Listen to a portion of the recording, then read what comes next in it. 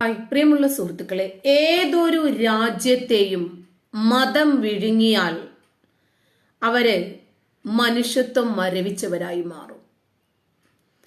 1400 കൊല്ലങ്ങൾക്കു മുമ്പുള്ള ഒരു മതവും മതനിയമവും സ്വാർത്ഥ താല്പര്യങ്ങൾക്കു വേണ്ടി ഒരു ഗോത്ര നേതാവ് എഴുതിപ്പിടിപ്പിച്ച ഗോത്ര നിയമങ്ങളുമൊക്കെ ഈ ആധുനിക കാലഘട്ടത്തിലും മനുഷ്യന്റെ തലച്ചോറിൽ കെട്ടിവെക്കാൻ ശ്രമിക്കുന്ന ഇറാൻ എന്ന ഒരു രാജ്യം എങ്ങനെയാണ് തകർന്ന് തരിപ്പണമാകുന്നത് എന്ന് നോക്കൂ.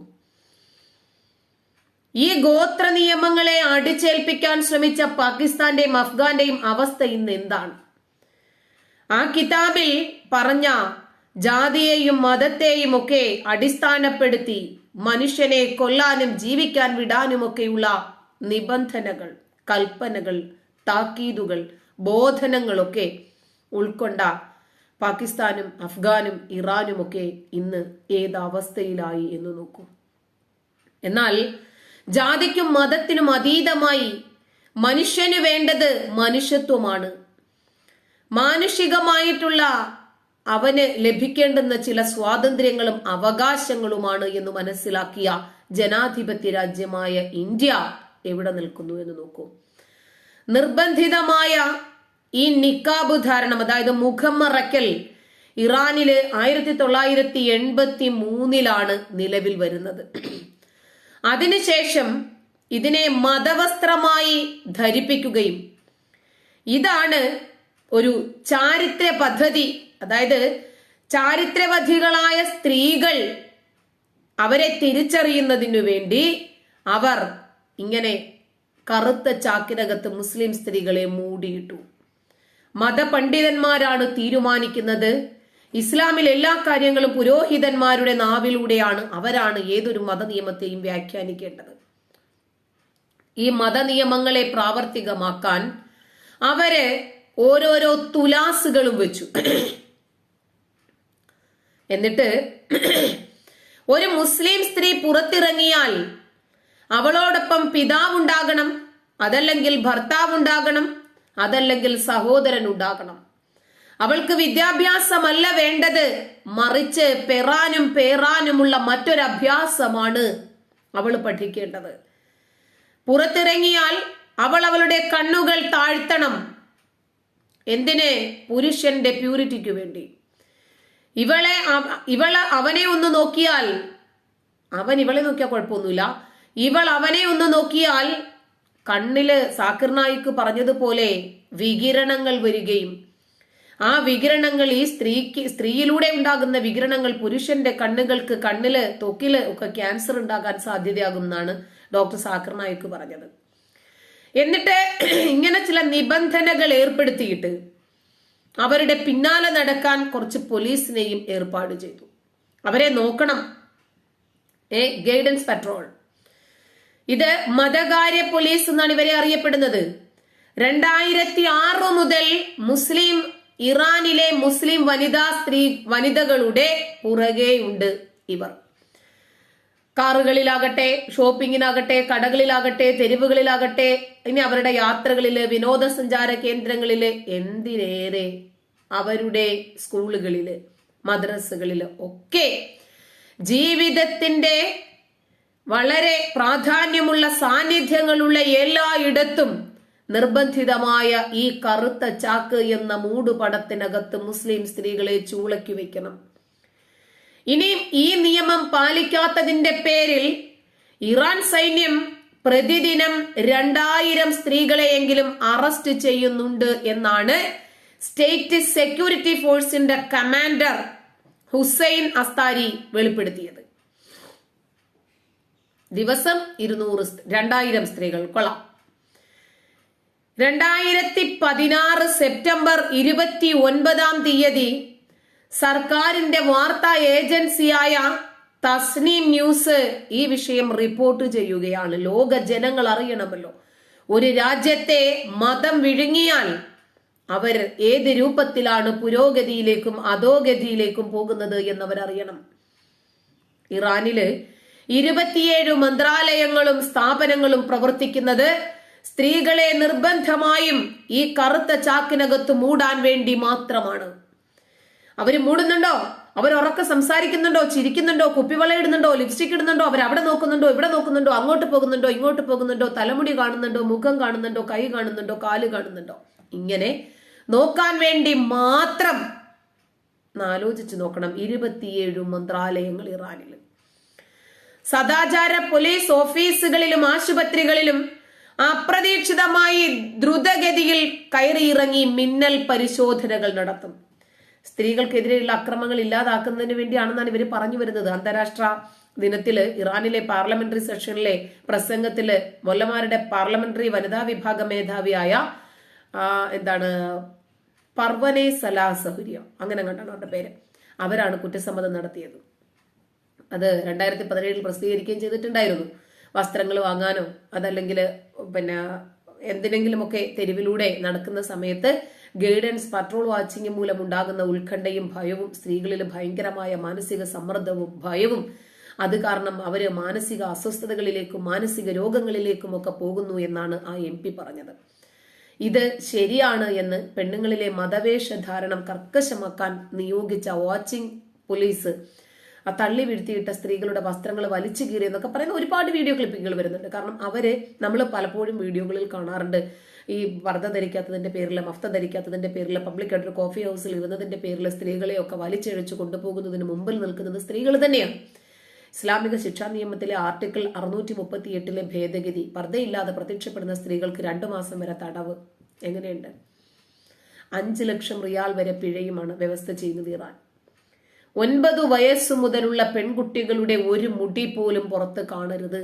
ഇത് മതപരമായ കുറ്റമാണ്. കാരണം മുടി കണ്ടാൽ വെകിളി പിടിക്കും എന്നുള്ളതാണ്. മുടി കണ്ടാൽ കുരു പൊട്ടും.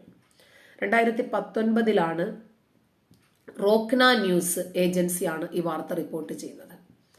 പർദ്ദ ഒഴിവാക്കാൻ പ്രോത്സാഹിപ്പിക്കുന്നത് 10 വർഷം വരെ തടവ് ലഭിക്കാവുന്ന കുറ്റമാക്കിയാണ് ടെഹ്റാനിലെ പോലീസ് 2018 പ്രസ്താവന ഇറക്കുന്നത്. ശിരോവസ്ത്രം മാറ്റി ബോധപൂർവം സ്വാതന്ത്ര്യം ആഘോഷിക്കുന്നതിനുള്ള ശിക്ഷ വളരെ കൂടുതലാണ്.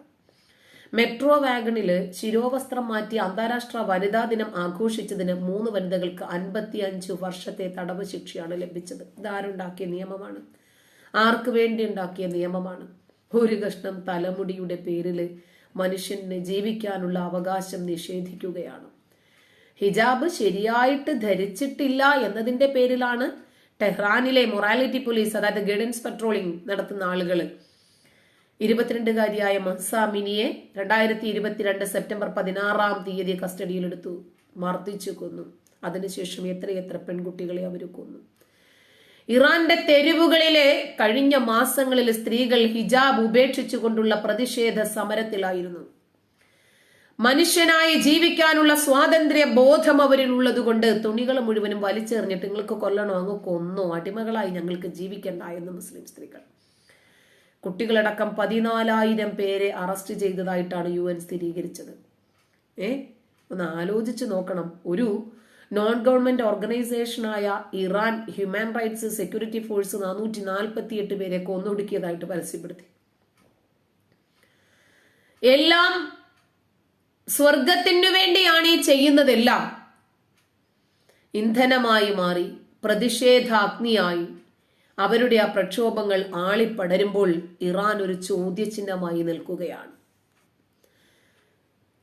മത നിയമങ്ങൾ പ്രാവർത്തികമാക്കുന്നതിനു വേണ്ടി ഇവർ ഇറാനിലെ ജനങ്ങളെ മതനിയമങ്ങൾ അടിച്ചേൽപ്പിക്കുമ്പോൾ അവർ ഞങ്ങൾക്ക് മതനിയമങ്ങൾ വേണ്ട, മനുഷ്യനായി ജീവിക്കാനുള്ള അവകാശം വേണമെന്ന് പറഞ്ഞ് പ്രതിഷേധവുമായി രംഗത്തിറങ്ങുമ്പോൾ ആ പ്രതിഷേധം അഗ്നിയായി ആളിക്കത്തുന്നു, ലോകത്തിനു മുമ്പിൽ ഒരു ചോദ്യചിഹ്നമായി നിൽക്കുന്നു.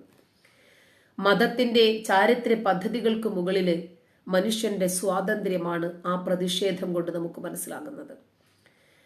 ഇപ്പൊ കണ്ടില്ലേ, മതനിയമമല്ല നമുക്ക് വേണ്ടത്, മനുഷ്യന് വേണ്ടിയുള്ള നിയമങ്ങളാണ് എന്ന് ജനങ്ങൾ പറയത്തക്ക രൂപത്തിലായിരിക്കുന്നു.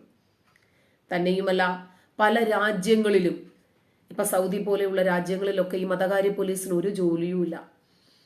ഇപ്പോൾ ഇറാനിലെ ഈ മതകാര്യ പോലീസിനെ, ഗൈഡൻസ് പട്രോളിംഗ് നടത്തുന്ന പോലീസുകാരെ പിരിച്ചുവിട്ടിട്ടുണ്ട്. നിർബന്ധിത ഹിജാബ് ധാരണം പുനഃപരിശോധിക്കാനും ഇറാൻ ഭരണകൂടം തീരുമാനിച്ചിട്ടുണ്ട്. ഇതൊക്കെ മനുഷ്യൻ ജീവൻ കൊടുത്ത് വാങ്ങിയ സ്വാതന്ത്ര്യങ്ങളാണ്, അവകാശങ്ങളാണ്. ഒരുപാട് പേർ മഹ്സ അമിനിക്ക് വേണ്ടി ജീവൻ വെടിഞ്ഞപ്പോൾ ഇറാനിലെ ഭരണകൂടം ഒന്ന് പുനർവിചിന്തനത്തിന് തയ്യാറായിരിക്കുന്നു. മരണം തങ്ങളുടെ കൂടെയുണ്ട് എന്നറിഞ്ഞിട്ടും വ്യക്തിത്വത്തിന്റെ മകുടോദാഹരണങ്ങളായി ഇറാനിലെ മുസ്ലിം സ്ത്രീകൾ പവർഫുൾ ആയിട്ട് എഴുന്നേറ്റ് നിൽക്കുന്നു. Do or die. എന്തല്ലേ, അവര് തീജ്വാലയ്ക്ക് നടുവിൽ ജനിച്ചു വളർന്നവരാണ്. അതുകൊണ്ട് വെടിയുണ്ടകൾക്ക് അവരെ ഭയപ്പെടുത്താൻ സാധിക്കില്ല. അവരോടൊപ്പം തോളോട് തോൾ ചേർന്ന് നിന്ന് പ്രതിഷേധത്തിനിറങ്ങിയ പല ആളുകളും ചോരയിൽ കുളിച്ചു മണ്ണിനടിയിലായി. പല ആളുകളും ജയിലിൽ കിടന്ന് തീവെന്തു മരിച്ചു, പൊള്ളലേറ്റു മരിച്ചു. ഒരുപാട് കുഞ്ഞുങ്ങളുടെ നെഞ്ചിൽ ഇവർ തുളയിട്ടു, ടെറസിൽ നിന്ന് തള്ളിയിട്ടു കൊന്നു, തലയോടുകൾ അടിച്ചു പൊട്ടിച്ചു കൊന്നു ഒരുപാട് കുഞ്ഞുങ്ങളെ. നാളത്തെ ഇറാനിന്റെ വാഗ്ദാനങ്ങളാകേണ്ടുന്ന ഒരുപാട് പേരെ അവർ കൊന്നു. എന്റെ നാട് നാളെ ഒരു ഇറാൻ ആകരുത് എന്ന് ആഗ്രഹിക്കുന്നത് കൊണ്ടാണ് പോപ്പുലർ ഫ്രണ്ടിനെതിരെയൊക്കെ ഇത്രയധികം സംസാരിക്കേണ്ടി വരുന്നത്. ഇസ്ലാം മാത്രമാണ് ശരി, മറ്റെല്ലാ മതങ്ങളും തെറ്റാണ് എന്ന് പറഞ്ഞു മറ്റു മതങ്ങളോടും മറ്റു മതഗ്രന്ഥങ്ങളോടും മതവിശ്വാസികളോടും നമ്മൾ കലഹിക്കുമ്പോൾ അന്യ മതസ്ഥരെ, അതായത് തൊട്ടടുത്ത് താമസിക്കുന്നവന്റെ മതം നോക്കി കഴുത്തറുക്കണമെന്നും നിങ്ങൾ പൊട്ടിത്തെറിക്കണമെന്നും മറ്റുള്ളവരെ പൊട്ടിത്തെറിപ്പിക്കണമെന്നും പറയുന്ന ഒരു ഗ്രന്ഥമാണ് നമ്മൾ മാനവിക ഗ്രന്ഥമാണ് എന്ന് പറഞ്ഞ് തലയിൽ പേറുന്നത് എന്നത് നമ്മൾ മറക്കരുത്. മറ്റുള്ളവർ ചൂണ്ടിക്കാണിക്കുമ്പോൾ നമ്മൾ കുരു പൊട്ടിയിട്ട് കാര്യമില്ല. ആരാന്റെ കഴുത്തറുക്കാൻ പഠിപ്പിക്കുന്ന ഒരു ഗ്രന്ഥം, മനുഷ്യത്വം തൊട്ടു തീണ്ടിയിട്ടില്ലാത്ത സമാധാനം എന്താണ് എന്ന് ഏഴയലത്ത് പോലും പോയിട്ടില്ലാത്ത ഒരു മതഗ്രന്ഥവും കാരുണ്യത്തിന്റെ ഒരു കണിക പോലും ഇല്ലാത്ത ഒരു ദുഷ്ടനായ ക്രൂരനായ സാഡിസ്റ്റായ ഒരു അള്ളാഹുവിനെ കാരുണ്യവാനും കരുണാനിധിയും ഒക്കെയായി പരിചയപ്പെടുത്തുകയും ഒക്കെ ചെയ്യുന്നത് കാണുമ്പോൾ ഖുർആനിനെ മറ്റുള്ളവർ വിമർശിച്ചെന്നിരിക്കും. നിരപരാധികളായ മനുഷ്യരുടെ ജീവനുകൾ ബലിയർപ്പിക്കപ്പെടുന്ന ഈ മതത്തിനെതിരെ മാനവരാശി സംസാരിച്ചെന്നിരിക്കും. നമ്മൾ എപ്പോൾ എന്ത് ചെയ്യണം, എന്ത് കഴിക്കണം, എന്ത് ധരിക്കണം, എന്ത് സംസാരിക്കണം, എന്ത് പഠിക്കണം, എന്ത് തൊഴിൽ ചെയ്യണം, ഇതൊക്കെ തീരുമാനിക്കുന്നത് ഗോത്രകാലത്തെ ഒരു മതമായിരിക്കരുത്. നമ്മൾ ജനാധിപത്യ മതേതര സംവിധാനത്തിൽ ജീവിക്കുന്നത് കൊണ്ട് തന്നെ നമുക്ക് സ്വാതന്ത്ര്യം അറിയാം. മതേതരത്വം നമ്മൾ അനുഭവിക്കുന്നു, അതിന്റെ മാനവിക മൂല്യങ്ങൾ നമ്മൾ ഉൾക്കൊള്ളുകയും ചെയ്യുന്നു. നമ്മുടെ നാട് ഒരു രാജ്യവുമായും അതിർത്തി പങ്കിടാത്തത് കൊണ്ട് തന്നെ സൈനിക ബലവും നമുക്കറിയില്ല. നമ്മൾ എപ്പോഴും അപകടം നേരിടാവുന്ന തരത്തിലാണ് നമ്മൾ ജീവിക്കുന്നത് എന്ന് നമുക്ക് ഉൾക്കൊള്ളാൻ സാധിക്കില്ല. എന്നാൽ ഇറാൻ അങ്ങനെയല്ല. നമ്മൾ സ്ഥിരമായിട്ട് പത്രങ്ങളിൽ കാണുന്നതാണ് ഇറാനിലും അഫ്ഗാനിലും ഒക്കെ ബോംബ് പൊട്ടുന്നതും പാകിസ്ഥാനിൽ പൊട്ടിത്തെറിക്കുന്നതും ഒക്കെ. അങ്ങനത്തെ ഒരു വാർത്ത നമ്മൾക്ക് കേൾക്കേണ്ടി വരുന്നിട്ടില്ല നമ്മുടെ നാട്ടിൽ. അതുകൊണ്ടാണ് നമുക്ക് ഇറാനിലെ മുസ്ലിം സ്ത്രീകൾ കുട്ടികളൊക്കെ അനുഭവിക്കുന്ന വേദന എന്താണെന്ന് നമുക്ക് മനസ്സിലാകാത്തത്. മാനവകുലത്തിന്റെ ശത്രുക്കൾ ആരാണെങ്കിലും അവരെ തള്ളി നീക്കി മാറ്റി നിർത്തണം. കാരുണ്യവാനായ പടച്ചിറപ്പും സമാധാനത്തിന്റെ ഒരു മതവും ആ സമാധാനത്തിന്റെ മതം വളർത്താൻ വേണ്ടി വന്ന പ്രവാചകനും ഉണ്ടാക്കിയ നിയമങ്ങൾ കാരണം ജനങ്ങൾ ഇന്ന് ആകെ ദുരിതത്തിലാണ്. ലോക മാനവികതയുടെ ശത്രുക്കളാണ് ഈ സമാധാന മതവും കാരുണ്യത്തിന്റെ പ്രവാചകനും പടച്ചവനും എന്ന് പറയുന്നത് ഗ്രന്ഥങ്ങൾ മുൻനിർത്തിയാണ്. ഇതൊക്കെ സൃഷ്ടിച്ചെടുത്തത് സ്വാർത്ഥ താല്പര്യങ്ങൾക്ക് വേണ്ടിയാണ് എന്ന് ബോധ്യപ്പെടുമ്പോഴാണ് ഈ കൊള്ളകളും കൊലകളും ഈ അടിച്ചു പൊട്ടിക്കലും തലവെട്ടിയെടുക്കലും കൈകാലുകൾ മുറിക്കലും വെടിവെച്ചു കൊല്ലലും ബോംബിടലും സ്ഫോടക വസ്തുക്കൾ നിറയ്ക്കലും അപരന്റെ കഴുത്ത് വെട്ടലും പതുങ്ങിയിരുന്നിട്ടാണെങ്കിലും അവന്റെ തുണി പൊക്കി മതം നോക്കലും ഇതൊക്കെ നമ്മുടെ ഗ്രന്ഥത്തിൽ പറഞ്ഞിട്ടുണ്ട് എന്ന് ബോധ്യമുള്ളത് കൊണ്ടാണ് പലപ്പോഴും നമുക്ക് സംസാരിക്കേണ്ടി വരുന്നത്. കഴിഞ്ഞ ദിവസം ഞാൻ ഒരുപാട് പോസ്റ്റുകൾ എഴുതിയിരുന്നു. ഇറാനിൽ അനുഭവിക്കുന്ന ദുരിതങ്ങൾ, കുട്ടികളും സ്ത്രീകളും ഒക്കെ. 36 വയസ്സുകാരിയായ ഒരു ഐഡ റോസ്താമി അവരെന്താണ് ചെയ്തത്? ഈ മഹ്സ അമിനിക്ക് വേണ്ടിയുള്ള നീതിയുടെ പോരാട്ടത്തിൽ, സമാധാനപരമായ പോരാട്ടത്തിൽ പങ്കെടുത്ത് അപകടം പറ്റിയ ആളുകളെ ചികിത്സിച്ചു എന്ന ഒരു തെറ്റിന് മതകാര്യ സർക്കാരിന്റെ ക്രൂരതകൾക്കും മർദ്ദനങ്ങൾക്കും ഇരയായി പരിക്കേറ്റ് കാൽ ജീവനും അരജീവനും മുക്കാൽ ജീവനുമായി ആശുപത്രികളിൽ ചികിത്സ തേടുന്ന ആളുകളെ മതകാര്യ പോലീസ് അറസ്റ്റ് ചെയ്ത് ക്രൂരമായി കൊണ്ടുപോയി കൊല്ലുന്നു. പിന്നീട് അവരെ ഒരാളും കാണുന്നില്ല. അതിൽ ഭയന്ന് ഒരാളും ആശുപത്രിയിൽ പോകാത്ത ഒരു അവസ്ഥയുള്ള സാഹചര്യത്തിൽ പരിക്കേറ്റ് വീടുകളിൽ മരണവേദന അനുഭവിക്കുന്ന ആളുകളെ വീട്ടിൽ പോയി ശുശ്രൂഷിച്ചു എന്ന മനുഷ്യത്വം കാണിച്ച കുറ്റത്തിനാണ് ഐഡ റോസ്താമി എന്ന ഡോക്ടറെ ഇവർ അടിച്ചു കൊന്നത്. ഒരു കണ്ണ് ചൂഴ്ന്നെടുത്തു ആ സ്ത്രീയുടെ. മുഖത്തിന്റെ ഒരു വശം മുഴുവനും അടിച്ചു തകർത്തു. ശരീരം മുഴുവനും മാരകമായി പ്രഹരമേൽപ്പിക്കപ്പെട്ട നിലയിൽ അവരുടെ ശരീരം കുടുംബത്തിന് കൈമാറുകയാണ്. ഇങ്ങനെ മനുഷ്യരെ പുഴുക്കളെ പോലെ, കൊതുകിനെ പോലെ, ഉറുമ്പുകളെ പോലെ ഞെരടിക്കൊല്ലുന്ന ക്രൂരമായ ഈ വിനോദം മതഗ്രന്ഥങ്ങളിൽ പറഞ്ഞിട്ടുണ്ട് എന്നുള്ളത് കൊണ്ടാണ് ഒരു മതത്തെ നമുക്ക് വിമർശിക്കേണ്ടി വരുന്നത്. തകർന്ന മുഖവും ഒടിഞ്ഞ കൈയും ചൂഴ്ന്നെടുക്കപ്പെട്ട കണ്ണുമായി ഡോക്ടർ ഐഡ റോസ്താമിയെ മരിച്ച നിലയിലാണ് പിന്നീട് കുടുംബാംഗങ്ങൾ കാണുന്നത്.